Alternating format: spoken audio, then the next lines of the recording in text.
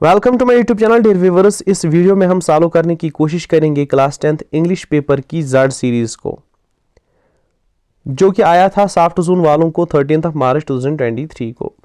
सबसे पहले आपको बताते चलें कि तकरीबन 85% पेपर तीनों सीरीज में सेम था। अब इस सीरीज में जो क्वेश्चंस डिफरेंट थे एक्स सीरीज से, वो हम इसमें सॉल्व करेंगे। इससे पहले की वीडियो में हमने एक्स सीरीज सॉल्व की है, आप वो देख सकते हो। अब जो क्वेश्चंस डिफरेंट हैं इन जेड सीरीज, एक्स सीरीज से जो क्वेश्चन यहाँ पे डिफरेंट है, सिर्फ हम वो यहाँ पे सॉल्व करेंगे।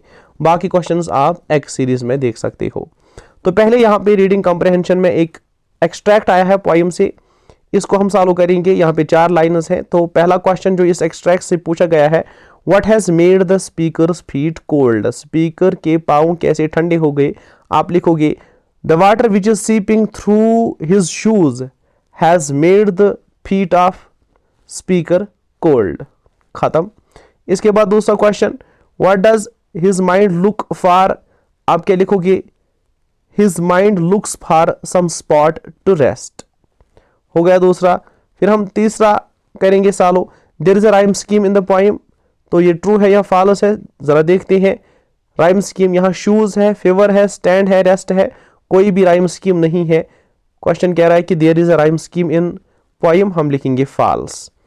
Fourth question, the feet of the poet are wet with water, यहां पे आएगा सीपिंग। ठीक है, water seeping through his shoes, तो ये ऊपर स्टेंजा में है।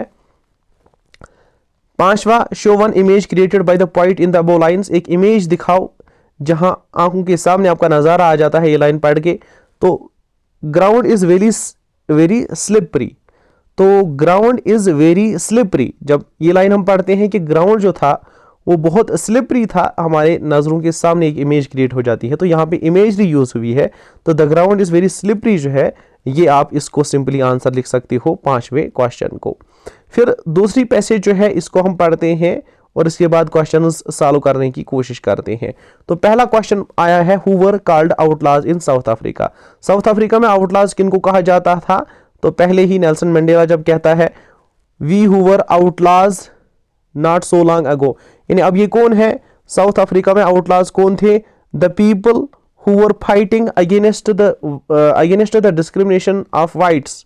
ठीक है, the people who were fighting against the rule of whites were called outlaws in South Africa. ऐसे ही जो भी आप आंसर लिखोगे कोई टेंशन नहीं है, लेकिन आंसर इसी तरह होगा आपका। दूसरा question, what pledge did the new government of South Africa take, तो नया कौन सा हलफ उन्होंने उठाया। आप लिखोगे the new government of South Africa took the pledge. ठीक है, the new government of South Africa took the pledge to liberate all their people from the continuous bondage of poverty, deprivation, suffering, gender and other discrimination. तो हो गया ये दूसरा question भी। यहाँ पे तीसरा आया है, give the antonym of word victory, इसका डिफीट आएगा, यहाँ पे लिखा है। फोर्थ क्वेश्चन इसमें आया है, the establishment of a democratic rule in South Africa has been called victory. ठीक है, आप लिखोगे has been called victory for justice, peace and human dignity. इसके बाद पांचवा जो क्वेश्चन है लास्ट इसमें, under the policy of apartheid all the citizens are equal, ये फॉल्स है, वहां पे ऑल सिटीजन्स इक्वल नहीं थे, डिस्क्रिमिनेशन एग्जिस्ट हो रही थी। अब तीसरी पैसेज जो है इसको आप पढ़िए, फिर हम तीसरी पैसेज के क्वेश्चन सॉल्व करेंगे। पहला question, what does GMO stand for, GMO की फुल फॉर्म क्या है। आप लिखो कि GMO stands for genetically modified organism. ठीक है, फिर दूसरा क्वेश्चन इसमें, why is GM technology employed on farm animals, आप इसका आंसर यहां से लिखोगे GM technology is employed on farm animals to improve milk yield and meat quality. या ये लाइन आप सीधा क्वेश्चन 2 को लिख सकते हो, कोई टेंशन नहीं है। फिर तीसरा क्वेश्चन जो आया है, the potential benefit arises the potential benefit that arises from the use of GM technology in agriculture is increased। ठीक है, increased ऊपर लाइन में आप देख सकते हो increased food production, यहाँ पे जब आप पढ़ते हो, ठीक है, is increased food production, तो increased इस डैश पे आएगा। फिर फोर्थ क्वेश्चन जो है, GM plants cannot resist the diseases caused by viruses, fungi etc, तो ये फॉल्स है। क्यों, क्योंकि GM technology, genetically modified technology से आप ऐसे ऑर्गेनिजम्स बनाते हो जो डिजीज रेजिस्टेंट होते हैं, तो ये कहता है ये डिजीज को रेजिस्ट नहीं कर सकती, ये फॉल्स स्टेटमेंट है। अब पांचवा question, give the suitable title to the passage, इसको अगर हम टाइटल दें तो हम इसको टाइटल दे सकते हैं सिंपली हम इसको टाइटल दे सकते हैं जेनेटिकली मॉडिफाइड ऑर्गेनिज्म, या इससे बेहतर इसकी जो टाइटल बन सकती है वो है जीएम टेक्नोलॉजी। ठीक है, और भी कोई टाइटल जो आपके जहन में आई दे सकते हो, कोई टेंशन नहीं है। तो फिर इसके बाद सेक्शन बी ग्रामर है, ग्रामर पोर्शन को सॉल्व करते हैं क्विकली। यहाँ पे पहले मॉडल्स को इंसर्ट करना है। I told him that I dash come, मैंने उसको बोला कि मैं आऊंगा, ऐसा ही समझ आता है ना, इसलिए हम क्या लिखेंगे यहाँ पे would. I told him that I would come, ये बेहतर अप्रोप्रिएट मॉडल है यहाँ पे। दूसरा, I dash lift this box, मैं इस बॉक्स को उठा सकता हूं, यही समझ आता है ना यहाँ से कि हो सकता है मीनिंग इसकी। तो I can lift this box, तो पहले पे वुड, दूसरे पे कैन, ये करेक्ट है। अब पांचवा क्वेश्चन जो आया है, इंसर्ट सुइटेबल आर्टिकल्स, आर्टिकल्स लगाने हैं। यहाँ पे पहला, he is dash boy who beat my son, तो ये तो पता आ गया ना, ये पता चल गया कौन बॉय है ये जिसने मेरे बेटे को पीटा है। ठीक है, इसलिए हम लगाएंगे यहाँ पे द, क्योंकि स्पेसिफाई हो गया बॉय कौन है। स्पेसिफाइड जब होता है तो हम द लगाते हैं।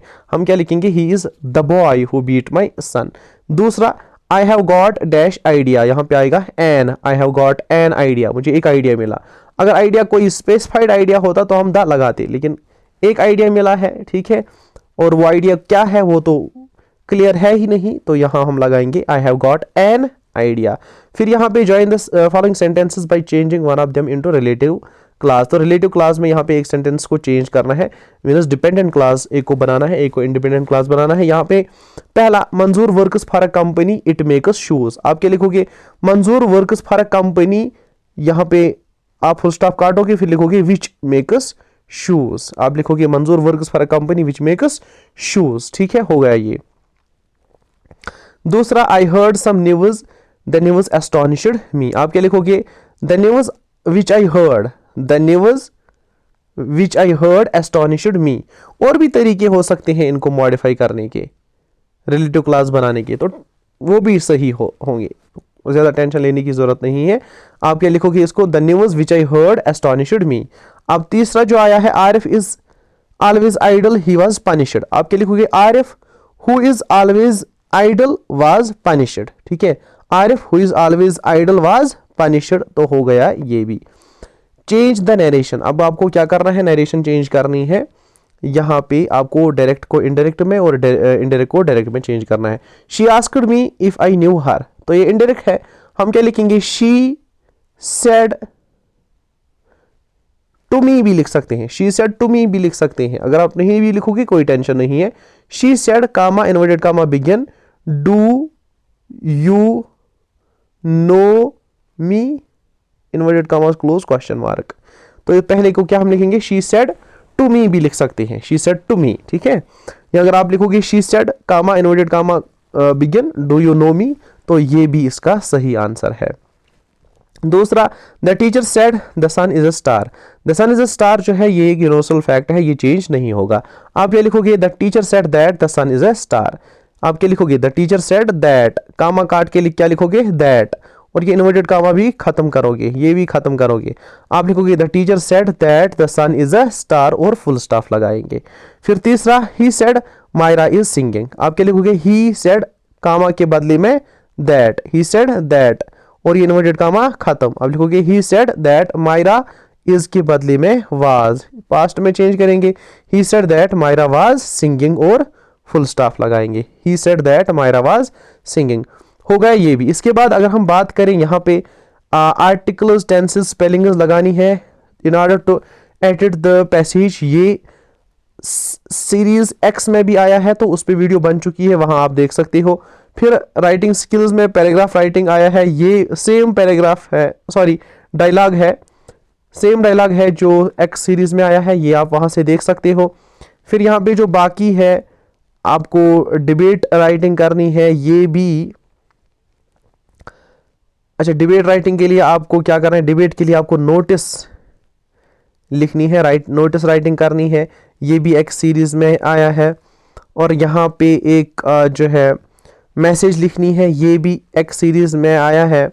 और यहाँ पे आपको स्पीच राइटिंग करनी है, स्पीच राइटिंग नहीं, यहाँ पे आपको क्या करना है, लेटर लिखनी है, लेटर राइटिंग करनी है, ये भी एक्स सीरीज में आया है। लेटर लिखनी है, फादर को आप इनवाइट करो, उसको एनुअल डे फंक्शन जो आपके स्कूल में हो रही है, ये भी एक्स सीरीज में आया है। तो यहाँ पे पैराग्राफ लिखना है, importance of discipline in life, ये भी एक्स सीरीज में आया है। और यहाँ पे स्टॉप स्मोकिंग पे आपको क्या करना है, स्पीच कंपटीशन है, सॉरी स्टॉप क्राउडिंग पहलगाम पे स्पीच राइटिंग है, ये भी एक्स सीरीज में आया है। और यहाँ पे एक और चीज़ जो है, अच्छा ये हिंट से दिए गए हैं। फिर सेक्शन डी लिटरेचर में यहाँ पे कौन कौन क्वेश्चन आया है, तो सबसे पहले एक पोएम आई है, इसमें से आपको दिखाना है मेटाफर्स कौन कौन से है, ये मैंने डिस्कस किया है एक्स सीरीज में, ये भी आया है एक्स सीरीज में। और इसके बाद जो एक और आया है ये भी एक्स सीरीज में आया है, तीसरा पार्ट भी एक्स सीरीज में आया है, ठीक है। फोर्थ पार्ट भी एक्स सीरीज में आया है, फिफ्थ पार्ट जो है ये भी एक्स सीरीज में आया है, आप वहां देख सकते हो। फिर यहाँ पे 15th क्वेश्चन जो है, इसमें क्वेश्चंस जो आए हैं उनको हम पढ़ते हैं, आप आंसर्स उनके आपकी नोटबुक्स पे लिखे गए होंगे। पहला आया है, what was the curious episode that took place in the clergyman study house, ये भी एक्स सीरीज में आया है। Annie says teachers are most unpredictable, is Mr Kissing unpredictable how, ये भी आया है एक्स सीरीज में। I never want this to happen again he told his father, ever, who says it and why, ये X series में नहीं आया है, ये आप ढूंढोगे किस में से है, किस चैप्टर में से है और किसने ये कहा और क्यों कहा। What conditions does Shylock put forth if the डेब्ट is not paid on in time, ये एक और क्वेश्चन आया है। एक और क्वेश्चन है, wise may 10 autumn day in South Africa, ये भी एक्स सीरीज में आया है। Why does Mrs Bennett think that Mrs long is selfish, तो ये भी शायद एक्स सीरीज में आया है, ये भी एक क्वेश्चन है। यहाँ पे आपको 6 क्वेश्चंस दिए गए हैं, 6 में से आपको 4 करने हैं, ठीक ठाक चॉइस है। फिर यहाँ पे आपको और 2 क्वेश्चंस दिए गए हैं, क्वेश्चन नंबर 16 में आपको एक ही करना है, या तो आपको जो सेकंड कार्ल है प्रपोजल में उसका एक डिस्क्रिप्शन देना है, या थीम लिखनी है किसकी, प्रपोजल की, तो ये आप कर सकते हो। ये वाला क्वेश्चन भी एक्स सीरीज में आया है।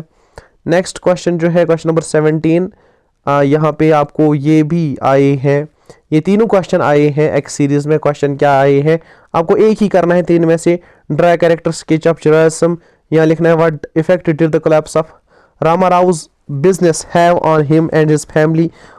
एक और क्वेश्चन है, who was Bishamber, why did Bholi's parents accept his marriage proposal. ये तीनों क्वेश्चन एक्स सीरीज में भी आए हैं। मैक्सिमम क्वेश्चन इसमें एक्स सीरीज में भी आए हैं, इसलिए मैंने इनको ज़्यादा डिटेलड डिस्कस नहीं किया। आप एक्स सीरीज को अच्छे से देख सकते हैं, वो इस चैनल पे अवेलेबल है। Thanks for watching this video.